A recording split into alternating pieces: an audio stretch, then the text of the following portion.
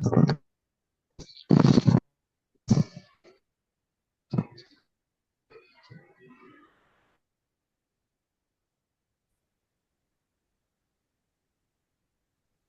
कृष्णा। हरे कृष्णा प्रभु जी। आज third canto का 26 chapter का सेकंड श्लोक करना है। इस माता जी पढ़ेंगे। जी माता जी। ज्ञानम निःश्रेयसार्थाय पुरुषस्य आत्मदर्शनम यदा गुरुवर्णये तते हृदय ग्रंथि भेदनम। हरे कृष्ण। हरे कृष्णा, सभी को प्रणाम। ज्ञानम निःश्रेयसार्थाय पुरुषस्यात्म दर्शनम यदा हुर्वर्णये तत्ते हृदय ग्रंथि भेदनम। हरे कृष्णा, सभी को हरे कृष्णा। ज्ञानं निःश्रेयसार्थाय पुरुषस्यात्मदर्शनम् यदा पुरुषस्यात्मदर्शनं यदा वर्णये तत्ते हृदय ग्रंथि भेदनम। हरे कृष्णा। हरे कृष्णा। ज्ञानं निःश्रेयसार्थाय पुरुषस्यात्मदर्शनं यदा हुर्ण्वये तत्ते हृदय ग्रंथि भेदनम। हरे कृष्णा, सभी को दंडवत प्रणाम। हरे कृष्णा। ज्ञानम निःश्रेयसार्थाय पुरुषस्यात्मदर्शनम यदा हुर्वर्णये तत्ते हृदय ग्रंथि भेदनम। हरे कृष्णा।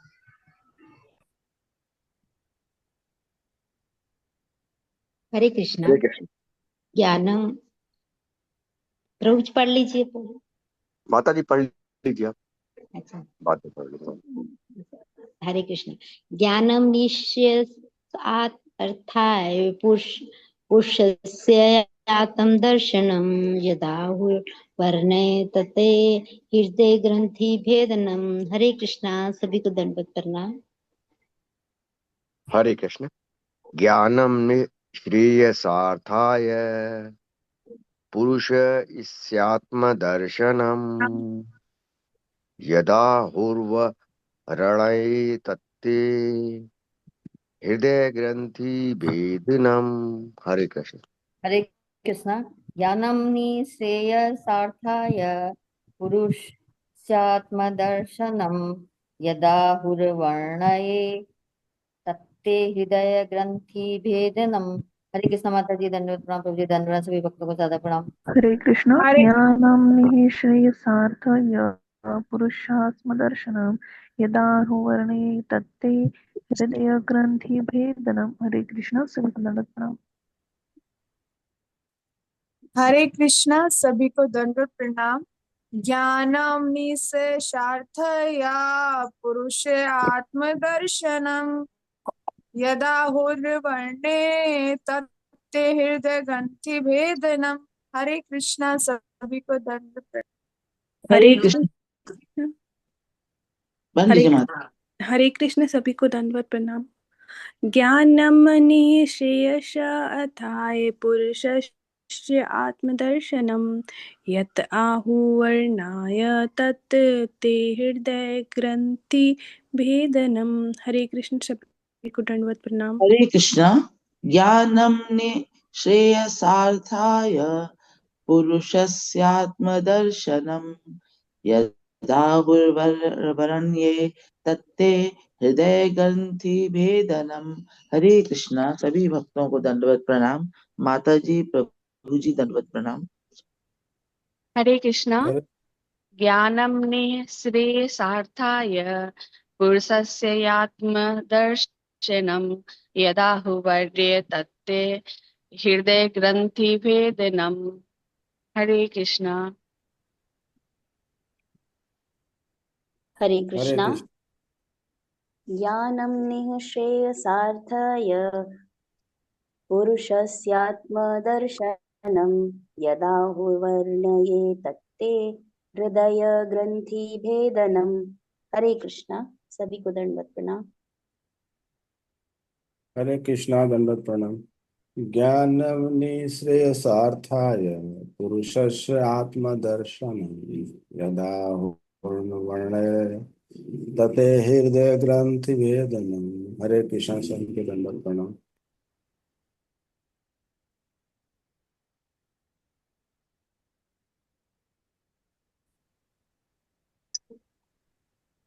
यस, कौन पढ़ना चाहता है?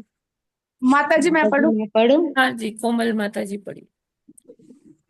शब्दात जगत गुरु शील प्रभुपाद जी के द्वारा शील प्रभुपाद जी की जय। ज्ञानम, ज्ञान, निश्चयस, अर्थया, चरम सिद्धि के लिए पुरुष से मनुष्य का आत्म दर्शन, आत्म साक्षात्कार, यत जो आहुह कहा है, वर्णे वर्ण करूंगा, तत्व वह ते तुमसे हृदय हृदय में ग्रंथि ग्रंथियां भेदनम काटती है। अनुवाद जगत गुरु शील प्रभुपाद जी के द्वारा शील प्रभुपाद जी की जय। आत्म साक्षात्कार की चरम सिद्धि ज्ञान है। मैं तुमको वह ज्ञान बतलाऊंगा जिससे भौतिक संसार के प्रति आसक्ति की ग्रंथियां कट जाती है। तात्पर्य जगत गुरु शील प्रभुपाद जी के द्वारा शील प्रभुपाद जी की जय। कहा गया है कि विशुद्ध आत्मा के सम्यक ज्ञान से अथवा आत्म साक्षात्कार द्वारा मनुष्य भौतिक आसक्ति से मुक्त हो सकता है। ज्ञान से जीवन की चरम सिद्धि प्राप्त होती है, जिससे मनुष्य अपने आप को अपने यथार्थ रूप में देख सकता है। इसकी पुष्टि श्वेतास्त्र उपनिषद में भी इसकी पुष्टि की है। तमेव विद्यत वाति मृत्यु मेति, केवल अपनी आध्यात्मिक स्थिति को ज्ञान जान लेने से या अपने को अपने रूप में देख लेने से मनुष्य भौतिक बंधन से छूट सकता है। वैदिक साहित्य में आत्मदर्शन की विभिन्न विधियों का वर्णन हुआ है। हरे कृष्णा माता जी। और भागवत में इसकी पुष्टि हुई है। पुरुषस्य आत्मदर्शनम, कि मनुष्य को अपने आप को देखना होता है और जानना होता है कि वह क्या है। जैसा कि कपिल भगवान जी अपनी माता को समझाते हैं। उपयुक्त प्रामाणिक स्रोत से सुनकर यह दृश्य किया जाता है कि कपिल भगवान जी सबसे बड़े प्रमाण हैं, क्योंकि वे भगवान जी हैं। और यदि कोई बिना मंत्रण के जो कुछ कहा गया है उसे यथार्थ रूप में ग्रहण करता है तो वह आत्मदर्शन कर सकता है। भगवान श्री चैतन्य महाप्रभु जी ने सनातन गोस्वामी से व्यक्ति की वास्तविक स्वाभाविक स्थिति की व्याख्या की है। उन्होंने प्रत्यक्ष कहा है कि प्रत्यक्ष जीवात्मा श्री कृष्ण भगवान जी का शाश्वत दास है। जीवेर सब रूप है कृष्णेर नित्य दास, प्रत्येक जीव शाश्वत दास है। जब मनुष्य को यह ज्ञान हो जाता है कि परमात्मा का अंश रूप है और उसकी शाश्वत स्थिति परमेश्वर की संगति में रहकर सेवा करना है, तो वह स्वरूप प्रसिद्ध हो जाता है। आत्मा सब को भली भांति समझने की स्थिति में भौतिक आसक्ति की ग्रंथि कट जाती है। हृदय ग्रंथि भेदनम, अहंकार या झूठ आत्मबोध के कारण देह आत्मबोध के कारण माया के पाश में आ जाता है। किंतु जैसे ही उसे यह ज्ञान हो जाता है कि गुण आत्म रूप में वह परमेश्वर जैसा तत्व है, क्योंकि वह आत्मा की उसी कोटि से संबंधित है तथा उसकी शाश्वत शाश्वत स्थिति सेवा करने के लिए है, तो उसे आत्मदर्शन तथा हृदय ग्रंथि भेदनम तथा आत्म साक्षात्कार प्राप्त हो जाता है। जब मनुष्य भौतिक जगत के प्रति आसक्ति ग्रंथि को काट सकता है तो उसकी समझ ज्ञान कहलाती है। आत्मदर्शनम का अर्थ है ज्ञान के द्वारा अपने आप को देखना। अतः जब मनुष्य वास्तविक ज्ञान के अनुशीलन से अहंकार से रहित हो जाता है तो वह अपने आप को देखता है और मनुष्य जीवन की अंतिम आवश्यकता ही यही है। इस प्रकार आत्मा 24 प्रकार की प्रकृति के बंधन से विलग हो जाता है। कर्म बंध सांख्य दार्शनिक विधि का अनुसरण ज्ञान है और यही ज्ञान तथा आत्म दर्शन है। हरे कृष्णा माता जी।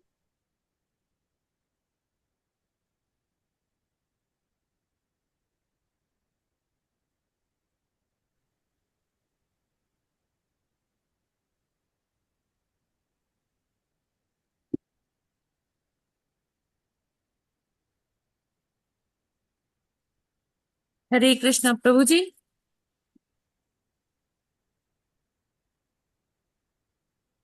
हरे कृष्ण माता जी, आवाज आ रही है? यस प्रभु जी।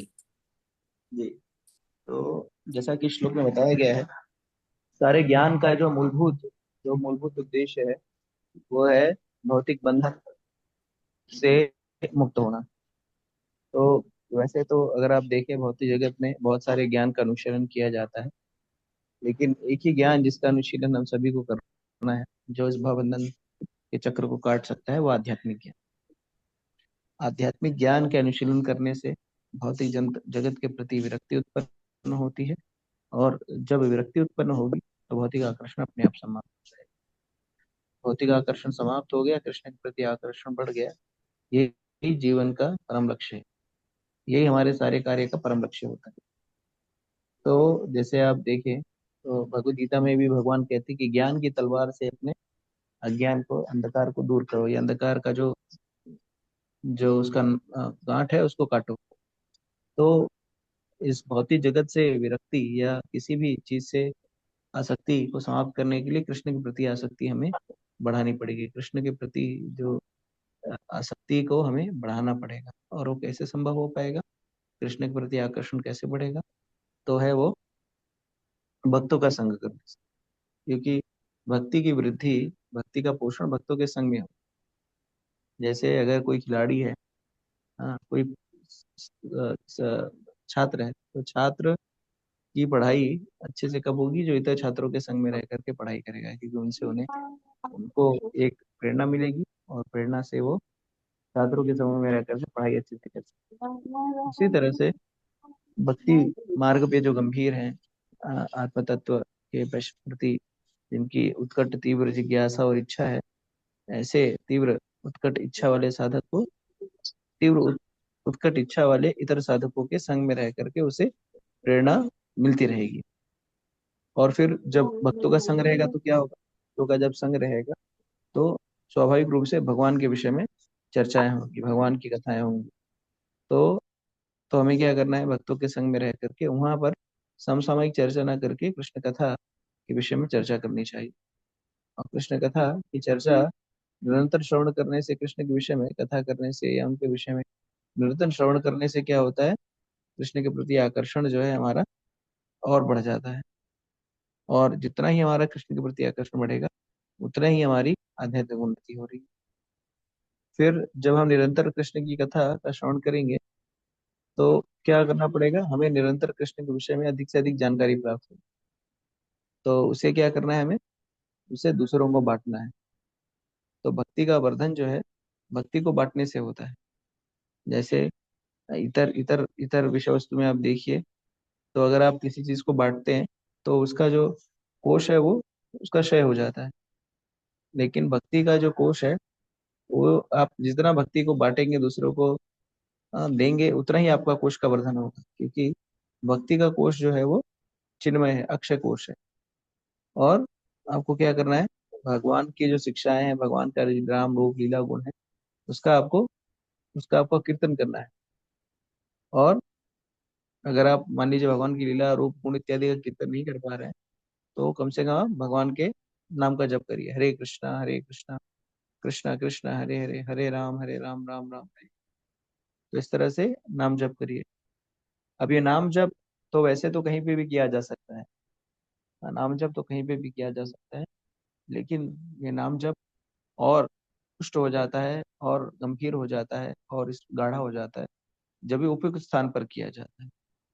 तो जैसे कि आज के प्रभुपाद के वक्तव्य हमने देखा कि प्रभुपाद जी जो है वो अपने अंत समय में इस भौतिक लीला को समाप्त करने के लिए वृंदावन आ गए। क्यों वृंदावन आ गए? क्योंकि यहाँ पर वृंदावन में भक्तों का संग होगा, समूह होगा, हरि कीर्तन होगा, हरि कथा होगी, और उसके मध्य में भगवान का निरंतर निरंतर स्मरण बना रहे। इसी तरह से हमारा जो हमारा जो नाम जप है, नाम कीर्तन, वो अधिक पुष्ट तब होगा जब हम ऐसे आध्यात्मिक स्थानों पर रहेंगे, चाहे वृंदावन हो गया, अयोध्या हो गया, काशी हो गया, द्वारका हो गया, जगन्नाथपुरी हो गया। तो हरि कथा का श्रवण, जैसे अगर हम शहरों में रह रहे हैं तो हमें हरि कथा, भगवान का नाम, भगवान का दर्शन, ये संभवतः हमें नियमित रूप से न प्राप्त हो। लेकिन अगर जैसे कोई अयोध्या में ही रह रहा है मान लीजिए, या कोई वृंदावन में ही रह रहा है, तो जिस गली से निकल रहा है उसी गली में भगवान के नाम का कीर्तन चल रहा है, जिस गली से निकल रहा है वहीं पे सीताराम चल रहा है, हाँ? जिस गली से निकल रहा है वहां से कुछ कुछ शोभा यात्रा निकल रही है, कहीं पे कुछ हो रहा है, कहीं पे कुछ रामचरितमानस का पाठ हो रहा है, कहीं पे अखंड कीर्तन हो रहा है। तो अगर हम धाम में रहेंगे तो धाम में रह करके हमारी भक्ति जो है अधिक पुष्ट होगी, हाँ? तो इससे हमें क्या करना चाहिए कि हरिनाम कीर्तन का प्रभाव कहीं हर जगह है, लेकिन धाम में रहकर, धाम में जब रहेंगे तो अधिक इसकी व्यवस्था हो पाएगी, अधिक तीव्रता से, अधिक गंभीरता से हम भगवान के नाम का गुणानुवाद कर पाएंगे, नाम का स्मरण कर पाएंगे। और उन्नत भक्त जो है, साधु महात्मा लोग जो है, वो शहरों में नहीं मिलेंगे। वो शहरों में यदा कदा जाते हैं, वो सदैव जो है धाम में निवास करते हैं, तो उनका निरंतर संग में मिले। तो ये सब आप करेंगे, ये सब 3-4 चीज करने के उपरांत, और उससे मैं और इस और भक्ति को पुष्ट करने के लिए और से क्या महत्वपूर्ण घटक है कि हमें प्रयास करना चाहिए कि हम सभी अपने घर पे सीताराम, राधा कृष्णा, गौर निताय या जगन्नाथ बलदेव सुभद्रा के अर्चा विग्रह को स्थापित करें, और अर्चा विग्रह को स्थापित करें और उनकी नियमित रूप से पूजा करें। अगर अर्चा विग्रह अगर नहीं भी है तो आप क्या कर सकते हैं, अपने घर में भगवान के फोटो की आरती, जो भगवान के फोटो है भगवान से, अर्चा विग्रह से अभिन्न है। ऐसा नहीं है कि वो अर्चा विग्रह और फोटो में अलग अलग अंतर है, कोई अंतर नहीं है। आप उनका नियमित रूप से पूजा करें, आरती करें, हाँ, ये सारी प्रक्रिया करेंगे तो उससे क्या होगा, उससे उससे जो है आपका भगवान के प्रति एक निरंतर क्या लगा रहेगा, निरंतर आपका एक संबंध जुड़ा रहेगा, और सेवा करने से ही प्रेम जो है उजागर होगा। तो भगवान के अर्चा विग्रह का सेवा करने से क्या होता है, उनके प्रति आकर्षण उत्पन्न होता है, उनके प्रति प्रेम उत्पन्न होता है, और ये प्रेम अति आवश्यक है, अति आवश्यक है, जिससे हम भगवान के प्रति अपनी प्रीति बढ़ा पाए।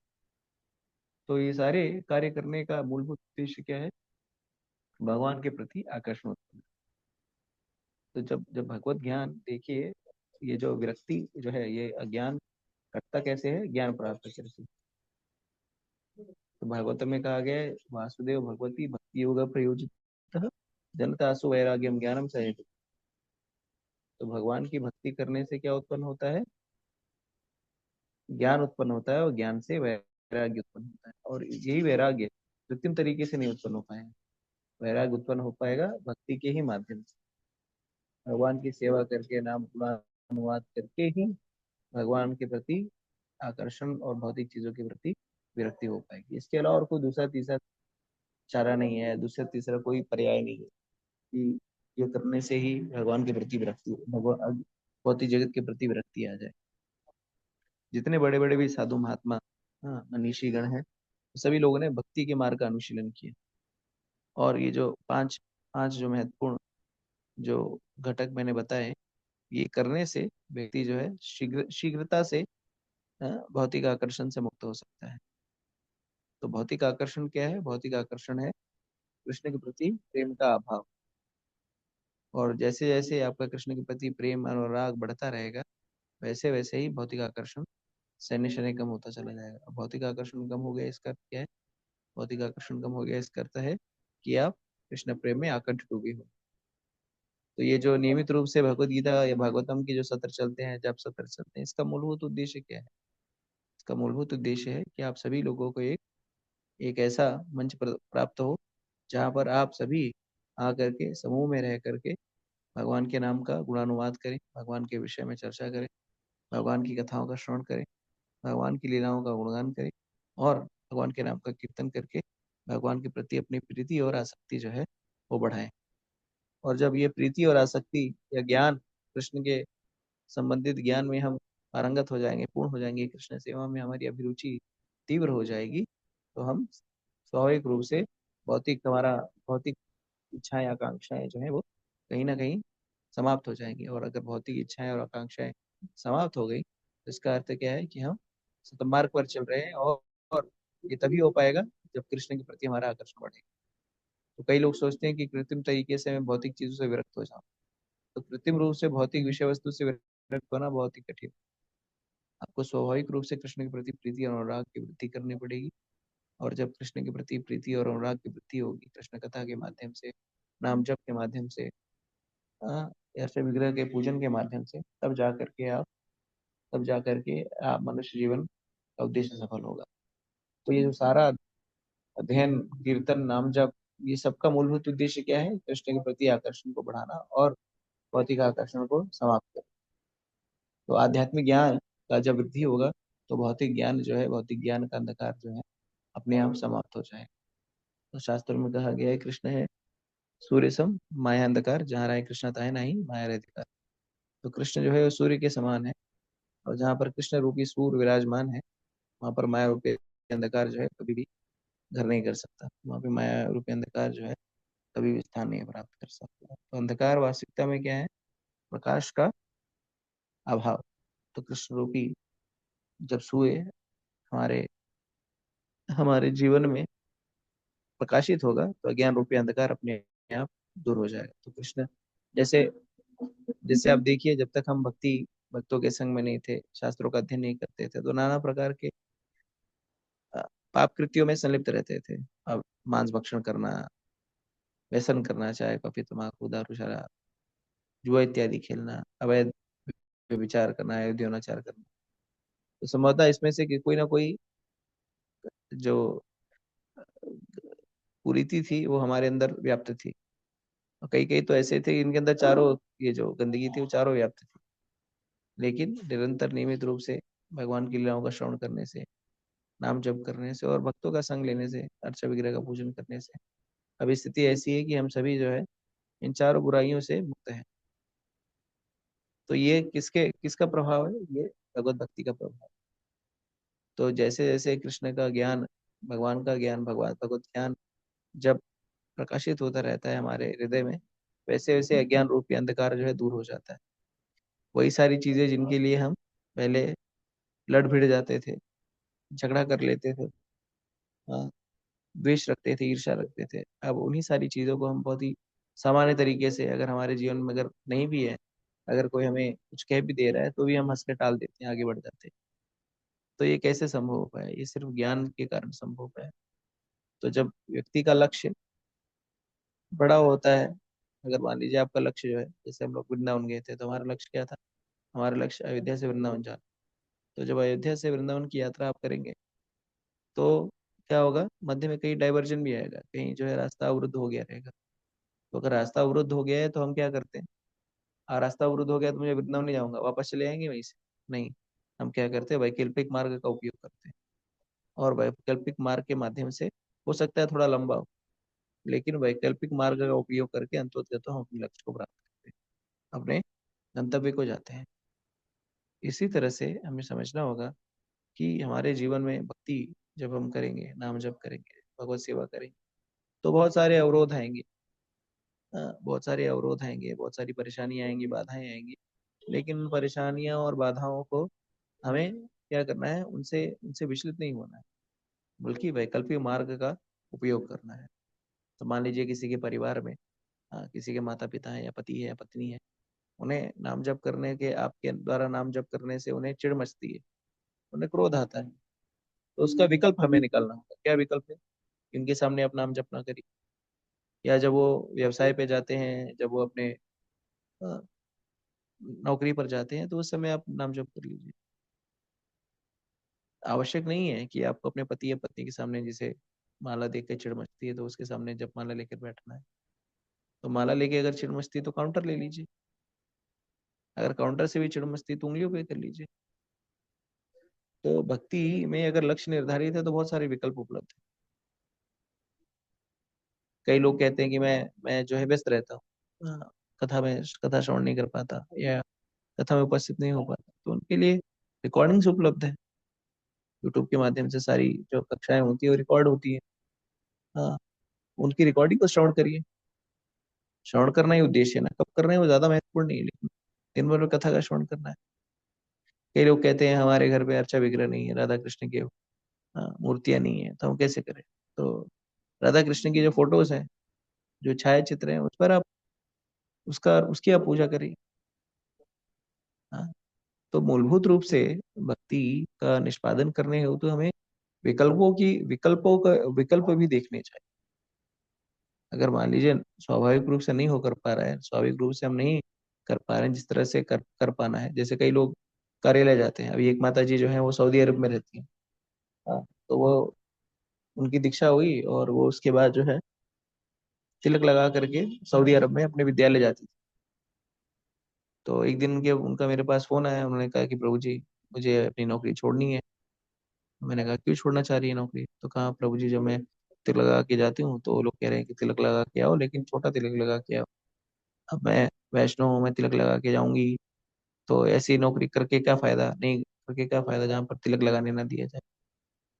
तो मैंने उनका पागल मत बनो, ठीक है? तिलक लगाने के लिए हो सकता है वो मुसलमान देश हो और उसके अलग अलग कारण हो जिस कारण से वो तिलक लगाने को आपको मना कर रहे हैं।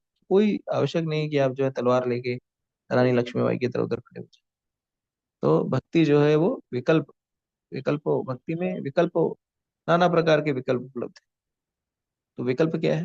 तो शास्त्र में बताते हैं कि ऐसे स्थान पर जहाँ पर तिलक तिलक लगाने की मनाही हो या तिलक लगाने लोग ना दे, तो ऐसी स्थिति में क्या करना चाहिए? जल का तिलक करना चाहिए। संभवतः वो गोपी चंदन लोगों को दिखे लेकिन जल का तिलक ना दिखे, लेकिन तिलक तो तिलक ही है। यमदूतों को तो दिखेगा ही कि तिलक लगाया। तो हमें क्या करना है? हमें विकल्पों को खोजना है। तो आप पानी का जल का तिलक लगा के जाइए और जब आप घर पे आइए तब आप जो गोपी चंदन का तिलक लगाइए, तो 6 घंटे आप जल का तिलक करके जाइए। तो इस तरह से भक्ति के मार्ग में हमें विकल्पों पे भी ध्यान देना है, वैकल्पिक व्यवस्था भी देखनी है। और शास्त्रों में बहुत सारी वैकल्पिक व्यवस्था दी गई। मतलब ये वैकल्पिक व्यवस्था देने का उद्देश्य क्या है? इस वैकल्पिक व्यवस्था को करने का उद्देश्य क्या है? जैसे कोई भी व्यक्ति अपने अपने परिस्थिति में, कोई भी जीव कैसी भी परिस्थिति में हो, देश काल परिस्थिति के अनुसार उस विकल्प का उपयोग करके क्या करे? भक्ति का निष्पादन करे। मान लीजिए कई बार ऐसी स्थिति आ जाती है जब तुलसी, हाँ, भगवान को तुलसी कृष्ण प्रेयसी भगवान को जब भोग लगाते हैं तो तुलसी जो है वो देनी होती है भोजन में, और फिर भोग लगाया जाता है। अब ऐसी ऐसी व्यवस्था हो गई कि अब तुलसी है ही नहीं, तो शास्त्र अनुमोदन करते हैं कि मानसिक रूप से तुलसी आप चढ़ाइए, अर्पण करिए।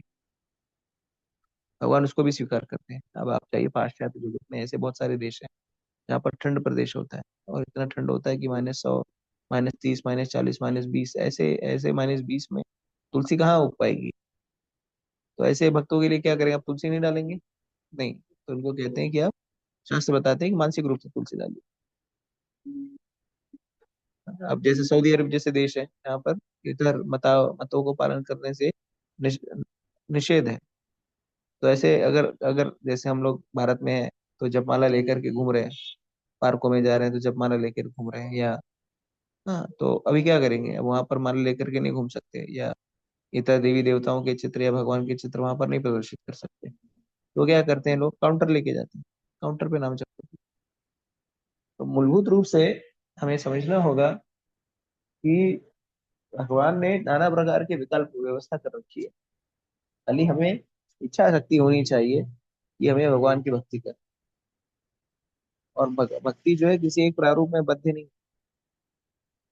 आवश्यक नहीं है कि जैसे मंदिरों में धोती कुर्ता पहन के जाना चाहिए, लेकिन अगर कोई धोती कुर्ता नहीं पहन पा रहा है घर पे, धोती कुर्ता पहनने पे उसे कलेश हो रहा है, बीवी चिल्ला रही है, अरे क्या तुम अंकल की तरह दिखना चाह रहे हो? हाँ, धोती कुर्ता पहन के क्या तुम दादाजी बन गए हो? तो जरूरी नहीं बीवी से झगड़ा करो यार, यार नहीं धोती कुर्ता ही पहनूंगा, पैंट शर्ट पहन लो, कोई दिक्कत नहीं। हाँ, या कोई साड़ी कर पहनने से मना कर रहा है, वो शॉर्ट्स पहनो, जीन्स पहनो। तो भक्ति कोई जीन्स और साड़ी में थोड़ी है। हाँ ठीक है, पति बोल रहे हैं, पहन लेंगे, क्या प्रॉब्लम है? तो मूलभूत रूप से हमें ये समझना होगा कि उद्देश्य जो होना चाहिए हमारा कृष्ण को प्रसन्न करना,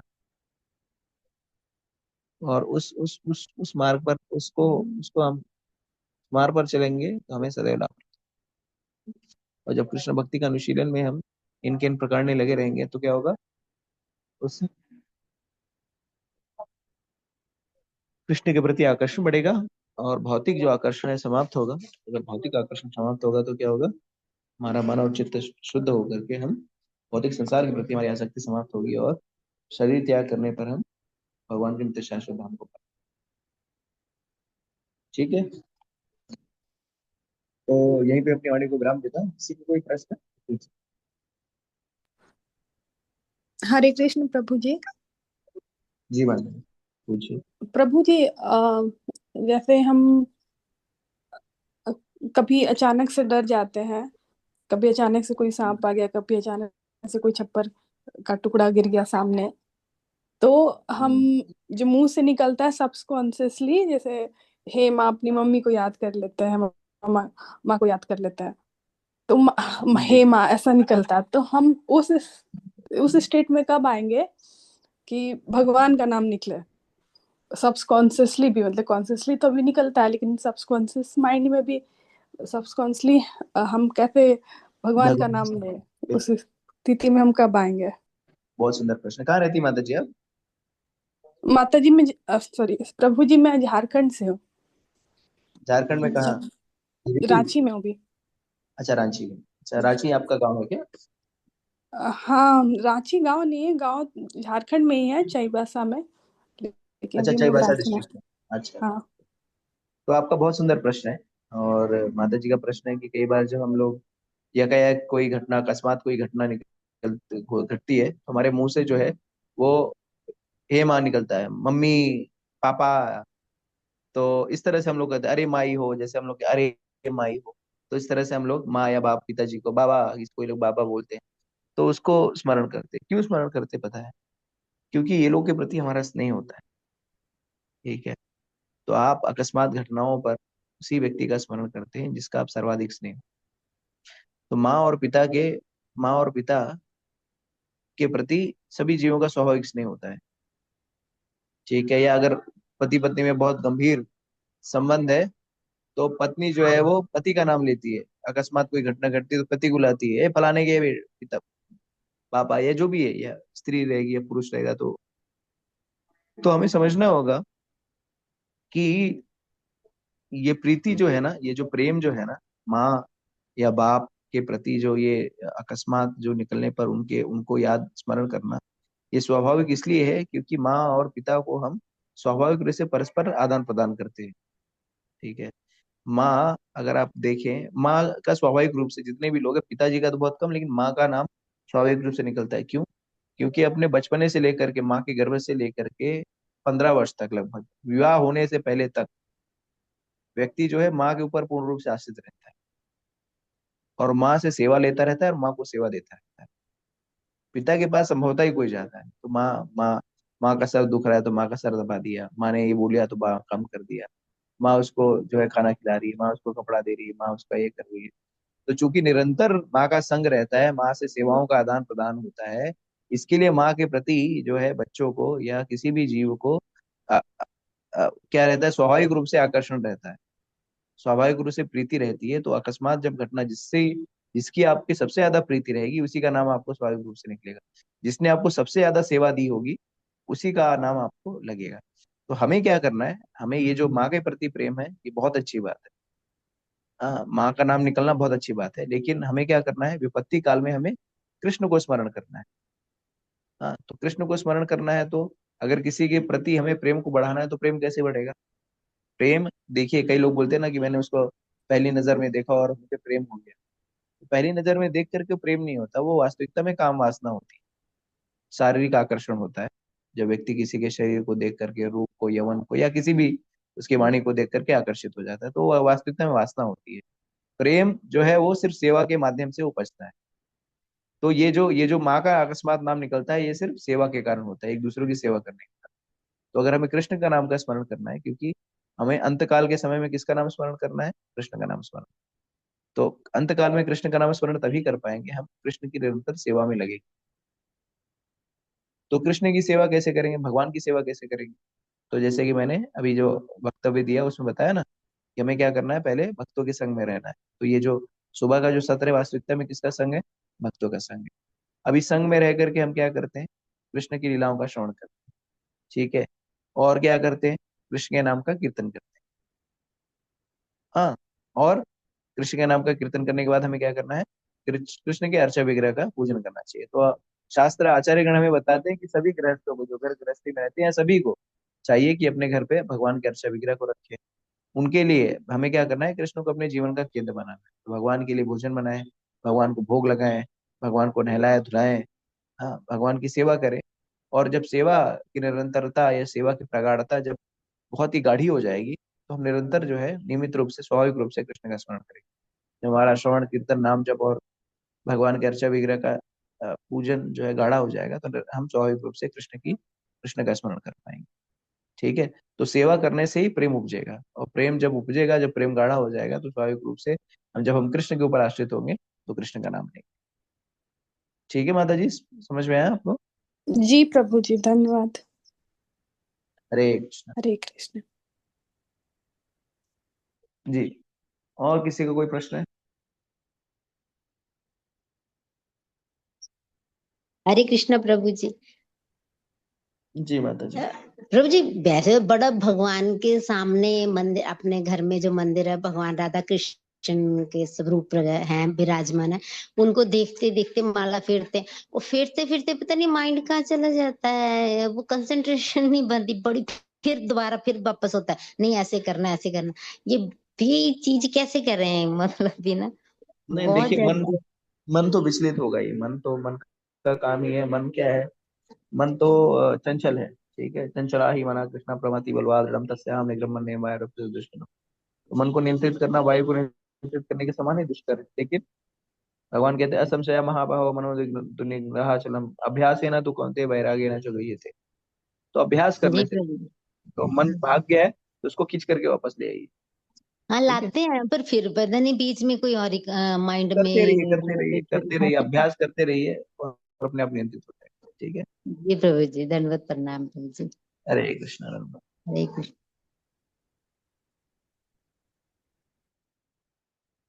और किसी का कोई प्रश्न है?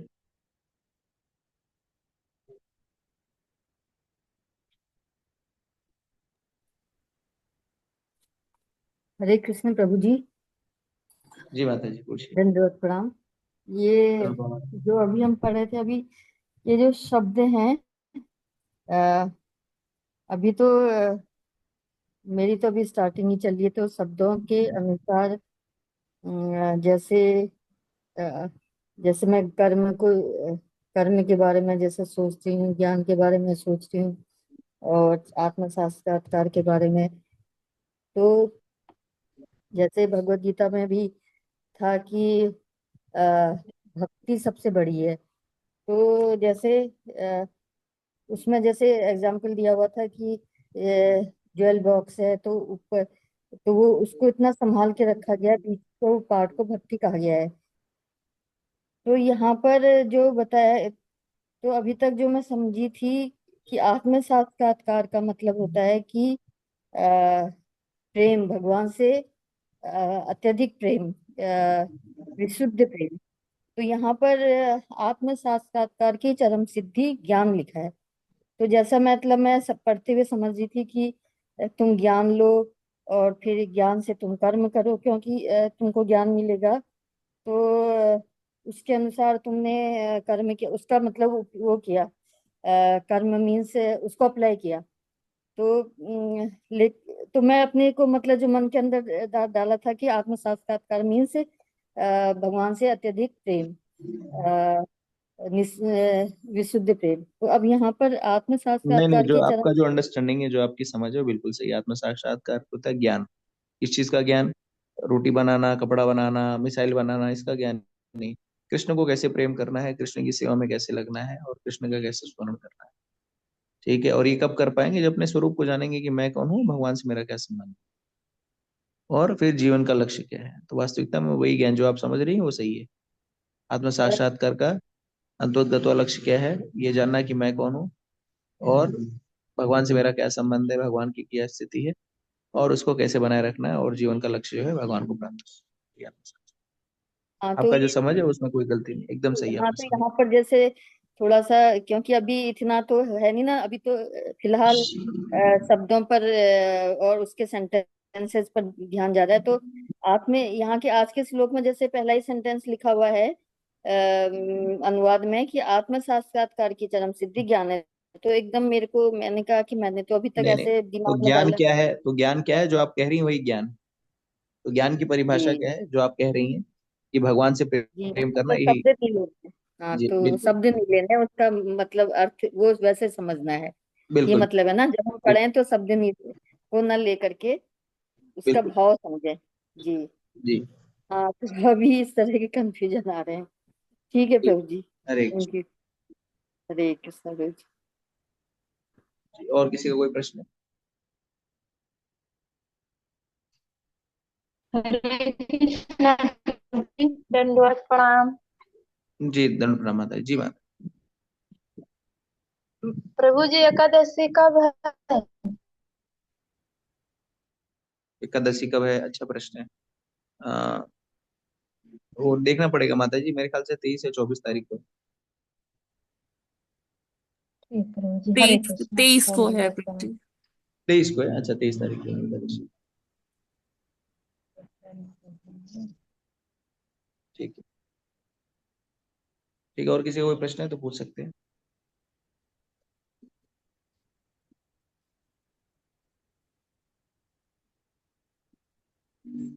हरे कृष्णा प्रभु जी, दंडवत प्रणाम। दंड प्रणाम माता जी। जी माता जी। प्रभु जी, जैसे हम कभी बाहर जाते हैं शादी ब्याह में, और वहां पर मतलब खाना खाना खाने का प्रश्न आता है, तो देखते हैं कि जो बिना लहसुन प्याज का हो वही ले, पर क्या वो लेना है उचित है? नहीं ठीक है, क्या कर सकते हैं, जो बिना लहसुन प्याज का है उसको मानसिक रूप से भूख लगा के ले लीजिए। मतलब ऐसे प्रसंग जहाँ पे हम घर पे खाना हाँ बना नहीं के नहीं, नहीं जा देखिए सकते। देखिए, खाना बना के आप बारात में जाएंगे तो उसका कोई अर्थ नहीं है। आप खाना बना के लेके उसको टिफिन में बांध के जा रहे हैं, वो भी कोई अर्थ नहीं है। ठीक है, अगर अगर जान पहचान के लोग हैं तो उनको बोल सकते हैं कि बिना लहसुन प्याज का बना दीजिए। अगर नहीं उपलब्ध है तो आप क्या करिए, जो भी जैसे चावल हो गया, या कई बार दाल में लहसुन नहीं डालते, या कोई मीठा हो गया, तो उसे वहीं पे मानसिक रूप से भगवान को स्मरण करके ले लीजिए। ठीक है, कोई दिक्कत नहीं। अच्छा, और कभी ऐसे बाहर खाने का मन हुआ तो? तो बाहर खाने का मन हुआ तो बिना लहसुन प्याज का जो है विषय वस्तु उसे लीजिए। मतलब ऐसा नहीं कि बाहर खाने का मन हो रहा है तो लाओ अभी मैं मिसल पाव खाना है तो प्याज वाला मिसल पाव खाऊं, नहीं। आप बिना लहसुन प्याज वाला नहीं नहीं। है। हाँ, नहीं मैं बोल रहा हूँ आपको, आपको नहीं कह रहा हूँ, ऐसे इन जनरल उदाहरण दे रहा हूँ। तो मिसल पाव खाने का मन है तो आप उनको बोलिए, अगर बिना मिसल जो है बिना प्याज का है क्या, लहसुन का है, तो आप उसको लेकर के मानसिक रूप से भगवान को अर्पण करके ले सकते हैं, कोई दिक्कत धन्यवाद प्रभु जी। और एक प्रश्न था, नहीं। जैसे हाँ अपनी तबीयत वगैरह कभी इशू हो जाता है, माला का जप, हाँ। माला जप नहीं हो सकती उस दिन बहुत प्रयत्न करने के बाद भी, ऐसा होता है ना महीने हाँ में एक आध बार। तो फिर जी जी जी। मैं उसका, जैसे हम किसी से कोई उधार लेते हैं और दूसरे दिन उसे या तीसरे दिन उसे पे कर देते हैं, उस टाइप से हाँ कर रही हूँ कि अगर अपनी दो चार माला बाकी रह गई है तो फिर मैं दूसरे दिन उसको कंटिन्यू कर लेती या फिर और ज्यादा माला कर लेती हूँ, जी तो वो बिल्कुल। भी सही? बिल्कुल प्रयास करिए कि मतलब किसी भी स्थिति में मतलब आपकी माला ना छूटे। अगर अकस्मात, क्योंकि हम लोग मनुष्य ही हैं, स्थिति परिस्थिति ऐसी हो जाती है, अकस्मात कोई ऐसा दिन हो जाता है जहाँ पर दो चार माला छूट जा रही है, तो अगले दिन उसको कर लीजिए। लेकिन इसको वो मत कर लीजिए, एक क्या कहते हैं ना, अभ्यास मत बना लीजिए, अरे कोई बात नहीं आज नहीं करूंगी कल कर लूंगी, इस तरह से नहीं। कभी अकस्मात हो गया तो अगले दिन कर लीजिए। ठीक है, प्रयास करिए हाँ। कि फूला माला जब जो है नियमित रूप से, निरंतर नियमित रूप से करें। ठीक है। हाँ प्रभु जी, धन्यवाद प्रभु जी। हरे हरे कृष्ण। कृष्णा। हरे कृष्ण प्रभु जी। प्रभु जी, एक प्रश्न है मेरा। जैसे जी हम छोटे बच्चे हैं, उनको अभी सिखाते हैं कि बिना लहसुन प्याज का खाने के लिए, अगर ये जब बड़े हो जाएंगे, हम इनको उच्च शिक्षा के लिए बाहर भेजेंगे, तो बाहर तो हॉस्टल का ही खाना खाना पड़ता है, और हॉस्टल में आपके लिए बिना प्याज लहसुन के अलग से तो कोई बना करके देगा नहीं। तो उस स्थिति में क्या करेंगे? जो स्थिति जो स्थिति आई नहीं है इसके विषय में चिंता करने की आवश्यकता नहीं। भगवान अपने भक्तों की सारी व्यवस्था। ठीक है। नहीं प्रभु जी, जैसे मैं भी हॉस्टल में रही हूँ, तो मैं हॉस्टल में ये सारी चीजें फेस कर चुकी हूँ। जैसे मैं नॉनवेज नहीं खाती थी पहले से ही, लेकिन हॉस्टल में वेज नॉनवेज सब एक ही जगह बनता है, लेकिन वहां पे कोई ऑप्शन नहीं था मेरे पास कि नहीं खाऊंगी तो पढ़ूंगी कैसे, इसीलिए मन मार के भी खाना ही पड़ता है। नॉनवेज नहीं वाले नहीं नहीं खाओ, लेकिन दोनों पता तो था मुझे कि सब एक ही जगह बन रहा है, लेकिन नहीं खाना, कितने दिन तक नहीं खाऊंगी, खाना तो पड़ेगा ही। जी बिल्कुल। तो मैं आपको बताना चाहता हूँ कि प्रभुपाद जी की कृपा से भारत में विदेश में भारत के जितने भी बड़े बड़े संस्थान हैं या जितने भी बड़े बड़े शहर हैं, वहाँ पे हर जगह जो है इस्कॉन के केंद्र है। और इस्कॉन के भक्त जो है वो बड़े बड़े स्थानों पर प्रचार प्रसार के कार्यों में भी लगे हुए हैं। तो खाने पीने की व्यवस्था अब वो दिन नहीं है कि ऐसे नहीं हो पाए, सारी वैकल्पिक व्यवस्था उपलब्ध है। और अगर मान लीजिए आप कोई अगर गया तो किसी विश्वविद्यालय में गया और वहां पर आजकल देखिए बहुत सारे विश्वविद्यालय में ना जैन जैन भोजन भी उपलब्ध कराते हैं। और मान लीजिए नहीं भी उपलब्ध करा रहे हैं, तो प्रभुपाद जी कहते हैं ना कि अगर कुछ नहीं उपलब्ध है और जीवन पे संकट है, तो मांस, शास्त्र बताते हैं कि अगर पशु मार करके मांस खाना पड़े जीवन बचाने के लिए, तो जीवन बचाने के लिए मांस खा सकते हैं। ठीक है। जी प्रभु जी, जैसे वहाँ विदेश में जाते हैं ना, तो विदेश में तो वेज बहुत कॉस्टली था। जैसे मैं एक बार यूं ही गई थी, तो वहाँ पे हाँ वेजिटेरियन जो फूड था वो बहुत कॉस्टली पड़ता था, और नॉन वेज उसके कंपैरिजन में सस्ता पड़ता था। लेकिन तो मैं तो 1 साल के लिए गई थी, तो मैं तो जो सस्ती सब्जियां मिलती थी वो ले लेती थी या आलू ले लेती थी। ऐसे करते करते मैंने वहाँ का जो समय था वो अपना निकाल दिया।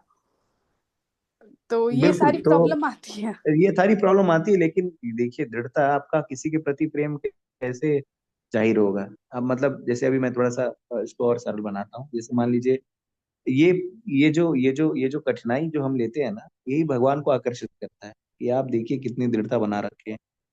तो दृढ़ता ही, जो बोलते हैं ना चैस्टिटी, सतीत्व ही जो है, व्यक्ति किसी के प्रति आपका समर्पण ही आ, आपका जो है वो है, आपका चरित्र है। ठीक है। ऐसा नहीं है कि कहीं पे भी वो व्यवस्था हो गई तो वो खा लिया। तो आपका ये जो तपस्या है एक प्रकार से, ठीक है। जैसे अब मैं गया था, मैं सिंगापुर गया था, तो मैं वहां पे मैंने 15-20 दिन जो है सिर्फ मैंने दही चावल खाया था। ठीक है, दही और चावल खाया था, या किसी दिन केला खा लिया था। तो आप जब भगवान के प्रति समर्पण दर्शाते हैं ना, तो भगवान का स्नेह और बढ़ जाता है। ठीक है। तो वैकल्पिक व्यवस्था बहुत सारी है, खाली हम क्या करते हैं कि सोचते हैं कि जैसे आपने एक साल जो है, आपने क्या किया, एक साल सस्ती सब्जियां ली और सस्ती सब्जियां बना के खाई, तो तभी आपकी भगवान के प्रति दृढ़ता और श्रद्धा दिखाई दी ना।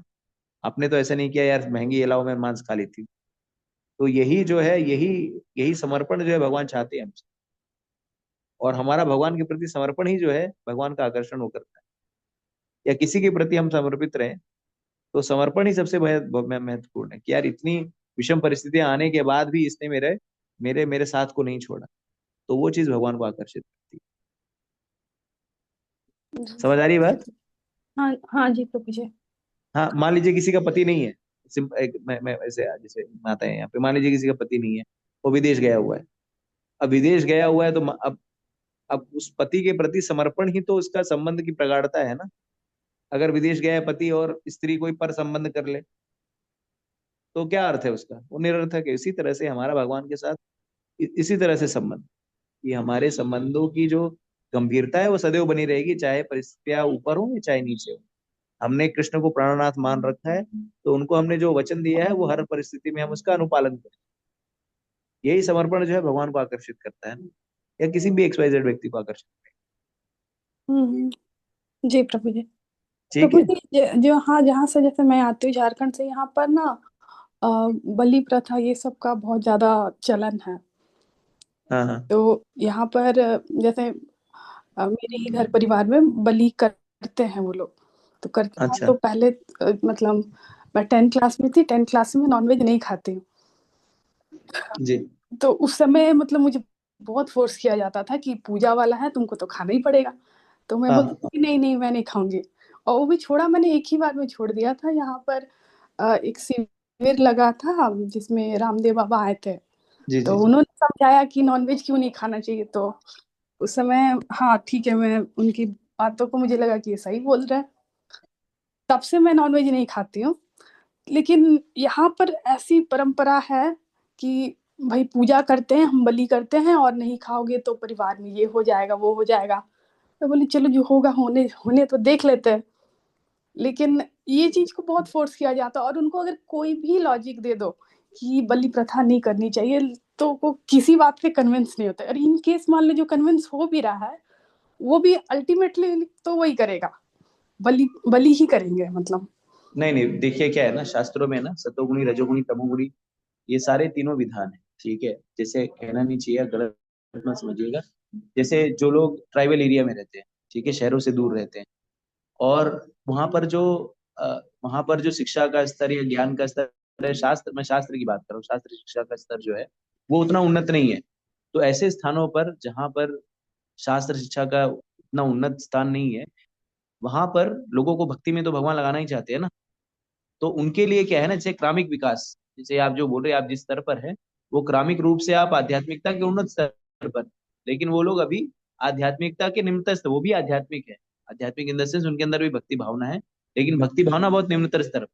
जैसे छोटा बच्चा जब होता है तो गणित की सवाल जब हल करता है तो उसे हम क्या देते हैं, दो धन दो चार, हाँ, दो गुणे दो चार, और दो में से दो घटाओ, चार में से दो घटाओ। लेकिन अगर उसी बच्चे को, पहली कक्षा के बच्चे को अगर हम सवाल दे दें, चार में से आठ घटाओ, तो क्या बोलेगा, क्या कहेगा वो? वो नहीं कर पाएगा। प्रश्न ही गलत है ना, वो कहेगा प्रश्न ही गलत है। हाँ हाँ, प्रश्न ही गलत है ना। जी प्रभु जी। लेकिन प्रश्न गलत है क्या? नहीं, प्रश्न गलत नहीं, उसकी बुद्धिमत्ता का स्तर जो है उतना ही है, ठीक है। तो हमें ये जो आप बलि प्रथा की बात कर रही है, तो ये क्या है ना कि चूंकि बुद्धिमत्ता या आध्यात्मिक ज्ञान का स्तर ही उतना है, इसके लिए उस स्तर पर वही सारी चीजें ठीक है, और उस लेवल पे वो भी तमोगुणी स्तर पर वो जो कार्य है, कम से कम कुछ नहीं करने से अच्छा, किसी कुछ नहीं करने से अच्छा, नास्तिक होने से अच्छा कहीं ना कहीं तो श्रद्धा है। तो शास्त्र भी उसका अनुमोदन करते हैं कि आप जो है महीने में एक बार अमावस्या के दिन जो है, रोज नहीं, आप अगर पशु देखिए, शास्त्र भी जानते हैं, अब जो भगवान भी जानते हैं कि तमोगुणी जो लोग हैं वो मांस भक्षण करेंगे। तो उनको मांस भक्षण को रेगुलेट करने के लिए कि यार ये नियमित रूप से जीव हत्या ना करे, तो उनको एक तिथि दी जाती है, अमावस्या के दिन या पूर्णिमा के दिन आप जो है काली जी के समक्ष जो है जीव जीव की बलि चढ़ा करके उसको लीजिए। तो कम से कम नियमित रूप से जो वध करते हैं उससे तो बचेंगे, कम से कम कहीं ना कहीं थोड़ी आध्यात्मिकता इन नियमों का पालन करेंगे, और शहने शहने जैसे जैसे विकास होगा वो इस स्तर पर भी पहुंच जाएंगे कि जीव की हत्या नहीं कर। समझ आ रही बात? हाँ जी प्रभु जी। तो इसके लिए आपको उन्हें, आप उनको बोलेंगे, कितना भी उनको तर्क दे देंगे तो उस तर्क वो सुनेंगे नहीं। क्यों? क्योंकि उनका बौद्धिक स्तर उतना ही है। जब तक व्यक्ति शास्त्र का अध्ययन नहीं करता तब तक वो जो निम्नतर शास्त्र के, जैसे शास्त्र में जो निम्नतर स्तर के या जो निम्न स्तर के जो निर्देश है उसका अनुपालन करता है। धीरे धीरे जैसे जैसे बौद्धिक विकास होता है तो व्यक्ति, जैसे मान लीजिए स्कूल में विद्यालय जा रहा है तो छोटी गणित को सॉल्व करता है, गुणा भाग ये सब, और फिर 10वीं में पहुंचता है तो ट्रिग्नोमेट्री और कैलकुलस और डेरिवेटिव सॉल्व करता है, तो ज्ञान के स्तर पर होता है। तो ये जो गणित ये पढ़ रहे हैं और जो 10वीं में जो गणित पढ़ रहे हैं वो कोई गलत नहीं है, लेकिन ज्ञान के आधार पर उनको उनको वो निर्देश दिए गए। ठीक है। जी प्रभु जी, हरे कृष्ण। हरे बहुत कृष्ण। सुंदर। माता जी आप क्या करती, प्रोफेसर हैं क्या, टीचर हैं, क्या हैं आप? नहीं, मैं आईटी प्रोफेशनल हूँ, मैं एक्सेंचर में जॉब करती हूँ। ओह, एक्सेंचर में तो कहाँ बेस्ड आउट है अभी, रांची में? कोलकाता। नहीं, हम लोग अच्छा का वीकली ऑफिस विजिट होता है ना, तो मैं रांची से अप डाउन करके कर लेती हूँ। कोविड से पहले मैं यूई में थी, फिर कोविड के बाद इधर आ गई। ओ अच्छा अच्छा अच्छा, तो रांची में है आप मतलब। हाँ जी। तो रांची से कलकत्ता बहुत दूर नहीं है क्या? नहीं नहीं, यहाँ पे ओवरनाइट जर्नी करके सुबह पहुंच जाती हूँ। अच्छा अच्छा, और ये जसडी कहाँ पे है माता जी, जसडी ये बाबा धाम कहाँ है, रांची से कितना दूर है? Just D. हाँ, नहीं, इसका तो देवघर, मुझे नहीं पता। देवघर देवघर देवघर। तो पास में ही है। अच्छा, देवघर। रांची के पास में। हाँ, हाँ, यहाँ से हम लोग 4 व्हीलर से चल जाते हैं, और तो कुछ घंटों में पहुंच जाते हैं, ज्यादा दूर नहीं है। दो तो तीन घंटे एक में। बार प्रभु जी, यहाँ पर एक मंदिर है, छिन्न मस्तिका माता का मंदिर है। तो मेरी अच्छा, बड़ी इच्छा थी कि वहां जाकर के पूजा अर्चना करूं, जब मेरी बेटी पैदा हुई थी। अब जी किसी ने जी।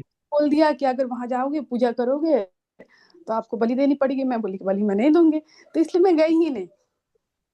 नहीं नहीं, कोई दिक्कत नहीं है, आप जाइए, जरूरी नहीं कि आपको बलि देनी ही पड़ेगी, ऐसा कहीं किसी मंदिर का विधान नहीं है। आपको दर्शन करना है, दर्शन करने के लिए जा नहीं, सकते वहां बोलते हैं कि वहां पर ऐसा विधान है, इसलिए मैं नहीं गई कि मैं बलि वली तो मैं नहीं दे सकती। तो इसलिए मैं गई ही नहीं आज तक, लेकिन मेरी जाने की इच्छा है क्योंकि पास में ही है यहाँ से। जी जी, कोई नहीं, जाके आइए आप दर्शन। जी प्रभु जी, हरे कृष्ण। हरे कृष्ण प्रभु जी। रांची से देवघर ना 4-4.5 घंटे टैक्सी से लगते हैं। मैं गई हुई हूँ तो इसलिए बता रही थी। अच्छा अच्छा, हाँ ठीक है, मतलब बढ़िया है। हाँ जी, रांची से 4-4.5 घंटे टैक्सी में लगते हैं। अच्छा अच्छा अच्छा अच्छा, ठीक है, चलेगा। तो 7 बज गए हैं, तो और कोई प्रश्न तो नहीं सकते हैं तो सबसे साफ। ग्रंथ राष्ट्र भगवत की जय, जय श्री गुरुदेव की जय। ओम जय। तत्सत। हरे कृष्ण कृष्ण कृष्ण हरे हरे, हरे राम हरे राम राम राम। जय गुरुदेव, जय श्री प्रभुपाद। हरे कृष्ण सभी को। हरे कृष्णा प्रभु जी, धन्यवाद प्रभु जी। कृष्ण प्रभु जी। दंडवत हरे प्रणाम, कृष्णा प्रभु जी, दंडवत। दंडवत प्रणाम। सर प्रणाम। वो कृष्णा माता माता जी जी जो दंडवत मंदिर है ना, वो छिन्नमस्तिका मंदिर माता जी। मेरा हरे भी कृष्ण करना। प्रभु जी। कृष्णा माता जी, हरे कृष्णा प्रभु जी, सभी को दंडवत प्रणाम। आपने बोला ना अभी वो छिन्नमस्तिका माता जी का मंदिर, मैं भी गई हूँ वहां पे, लेकिन वहां मैंने बलि बलि नहीं दिया था। माता जी लोग दे रहे थे। जब मैं कोलकाता में थी, वहां से गई थी मैं एक बार रांची, और वहां से मैं देवघर भी एक बार गई हूँ, और वहां से छिन्नमस्तिका मंदिर भी गई। माता जी वहां बलि नॉट नेसेसरी कि आप दें। नहीं माता जी, मैं ना मुंडन के लिए एक्चुअली उस समय जाने वाली थी। तो अगर आपको कुछ अगर मानसिक करना होगा या कुछ है, तभी आप बलि दे सकते हो, अदरवाइज नहीं। मैं भी गई थी, लेकिन मैंने बलि बलि नहीं दिया था वहां पे कुछ। हाँ, दर्शन करके वापस आ गए थे। नहीं माता जी, मैं जब जाना चाह रही थी ना, तो मैं बच्चे के मुंडन के लिए जाना चाह रही थी। तो कोई अगर ओकेजन या कुछ अगर आप करोगे तो, या मानसिक होगा तो तो होता है, हाँ, अदरवाइज नहीं। मैं तो दर्शन के लिए गई थी, तो मैं दर्शन करके आई थी, और उसके पास एक नदी भी है, तो वो ऐसा नहीं है कि बलि देना पड़ा। मैंने तो नहीं दिया था माता जी। नहीं दर्शन के लिए नहीं लगता है, लेकिन जैसे ऐसा कुछ कर्म हाँ, वो कराना चाह रहे हैं ना, रीति तो वहां पे हाँ, बोलते हैं। इन दैट केस वो होता है। जी जी जी, वही मैं बोलना चाहती हूँ कि हम लोग जैसे फैमिली दर्शन के लिए गया था, तो कोई बलि नहीं था वहां पे सच। जी। ठीक है माता जी, हरे कृष्ण। हरे कृष्ण माता जी। हरे हरे कृष्णा माता जी। कृष्णा सभी को। हरे हरे कृष्ण। कृष्ण माता जी, धन्यवाद प्रणाम। माता दंडवत जी हरे प्रणाम। कृष्ण। हरे कृष्ण माता जी, हरे कृष्ण अभी प्रणाम। बहुत दिन से मैं रिकॉर्डिंग नहीं डाल पाई हूँ, 3-4 दिन हो गया है, तो मैं आज प्रयास करती हूँ कि डालूंगी। ठीक है। हरे कृष्णा। माता जी, एक ये से बताना जरा, जो प्रभु जी कह रहे थे ना 4-8, तो ये मतलब कह रहे थे ना कि ठीक है, मतलब कैसे, मतलब इसे बताना जरा मुझे। माता जी, प्रभु जी का मतलब था कि अगर कोई प्रश्न है ना, वो छोटे बच्चे अपनी बुद्धि से करते हैं, ठीक है। उनको कोई जैसे कोई जटिल प्रश्न दे दीजिए, तो वो कहेंगे अरे, उनकी बुद्धि में वो जाएगा नहीं। वो कहेंगे अरे, ये तो प्रश्न ही गलत है। ठीक है ना। अच्छा। हाँ, हाँ हाँ। ये बताना चाह रहे थे प्रभु जी। हाँ नहीं, तो पर फिर जैसे बाद जैसे उनकी बुद्धि का स्तर बढ़ेगा, तो फिर वो हाँ हाँ। जानेंगे कि अच्छा, जब मैं छोटी क्लास में था ना, तो मैं समझता था ये प्रश्न गलत है। नहीं, ये प्रश्न गलत नहीं हाँ, है, इसका तो ऐसे उत्तर निकलेगा। अच्छा हाँ, मैं भी हाँ यही सोच, मैंने अच्छा ये ना जो बीज गणित उसमें हाँ बीज हाँ गणित हाँ, जी होते जी हैं, उसके हिसाब से सही है ना, हाँ उसमें हाँ, मैथ्स बड़ा छोटा आ जाता है। जी जी जी। अच्छा, मैं कह रही नहीं, तो मैं भी सोच रही थी, मैंने कि हाँ 4 में 8 कैसे जा सकते हैं। फिर मैंने कहा अच्छा, ये अलजेब्रा में है, क्योंकि हमने ना ये बीज गणित पढ़ा नहीं है ना। जी जी पहले जी। लेख वो होता था, हाउस होल्ड होता था। अच्छा। हाँ, और जो मैथ वगैरह लेते थे 10वीं के बाद, उनके लिए हाँ, ये बीजगणित जरूरी होता था। अच्छा अच्छा अच्छा। हाँ, तो नहीं इसीलिए माता जी, वो ऐसी कोई बात नहीं है, उसको हाँ नहीं, उसमें मैं जाने की हमें इसलिए कोई जरूरत नहीं है। बस प्रभु जी ये हाँ बताना चाहते थे ना कि कई बारी जो जटिल प्रश्न होते हैं, तो वो हाँ, वो तो प्रभु ने बताया जैसे, था ना। हाँ हाँ, वो उनको नहीं समझ में आए। लेकिन जैसे उनकी बुद्धि का विकास होगा, जैसे वो आगे बढ़ेंगे, चेतना और विकसित होगी, तो उनको वो चीज फिर हाँ समझ में आएगी। हाँ ठीक है। हाँ माता जी, हाँ वो 7वीं 8वीं तक तो हमने पढ़ा था, खैर कोई छठी चक्कर 7वीं नहीं है माता जी, कोई चक्कर लेकिन उसके नहीं। बाद पढ़ा था ना, तो वो इसलिए मैं पूछ रही उदाहरण थी। के तौर पे कभी कभी हाँ बताना पड़ता है उस तरह हाँ, से। नहीं अलजबरा में ऐसे होते हैं ना सवाल, हाँ जी जी बिल्कुल माता जी। इसीलिए जी हाँ, पर छोटे यस। बच्चे तो यही सोचेंगे ना कि हाँ गलत है। हाँ हाँ बिल्कुल। हरे कृष्ण माता जी। हरे कृष्णा। दंडवत हरे प्रणाम। कृष्ण, बहुत यस। प्रणाम। जी माता जी, मैं पूछना चाह रही थी, दीक्षित नाम के आगे जो HG लिखते हैं उसका मतलब क्या होता ये हिज ग्रेस या हर ग्रेस है? ओके, अच्छा अच्छा जी। है ना। धन्यवाद। जी जी जी धन्यवाद। हरे कृष्ण माता जी, दंडवत हरे प्रणाम। कृष्णा सभी दंडवत भक्तों को प्रणाम दंडवत माता जी। प्रणाम। माता जी कल डाली थी आपने रिकॉर्डिंग, नहीं नहीं डाली? माता जी, वही मैं बोल रही थी कि अभी मैं डाल नहीं पाई। कल काफी थोड़ा व्यस्त हाँ बहुत थे। सारे काम हाँ होते हैं। तो आज भी थोड़ा वैसा ही है, संडे है ना आज, तो संडे भी थोड़ा हाँ, और मैंने आज की क्लास सेवा में है रहता ना, है। उसमें जुड़ी तो नहीं मैं थी। प्रयास करूंगी कि आज डाल दूं। हाँ ठीक है, नहीं तो अगर आज भी नहीं डाल पाई तो कल तो पक्का। ठीक है हरे माता कृष्ण जी। माता जी। हाँ आप जी। पीछे हरे वाले को कृष्ण। डाल देना ना, जो हाँ जो हुई रिकॉर्डिंग। जी। हरे कृष्ण माता जी। वो जी जो माता कल जी। मैंने कहा था ना, माता जी उनका वो कौन से आचार्य जी थे वो, उनके बारे में थोड़ा सा और जानना चाह रही थी।